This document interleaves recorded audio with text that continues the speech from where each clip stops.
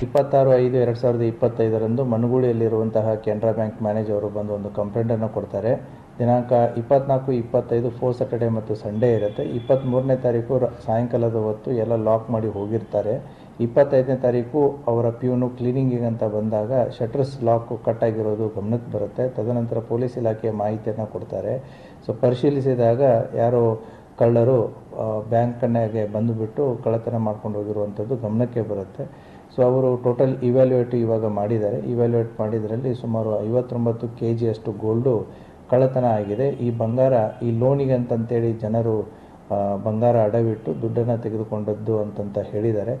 ಈಗಾಗಲೇ ಈ ಪ್ರಕರಣವನ್ನು ದಾಖಲಿಸಿಕೊಂಡು ಪ್ರಕರಣವನ್ನು ಎಲ್ಲ ಆಯಾಮಗಳಲ್ಲಿ ತನಿಖೆಯನ್ನು ಕೈಗೊಳ್ಳಲು 8 ತಂಡಗಳನ್ನು ರಚಿಸಲಾಗಿದೆ.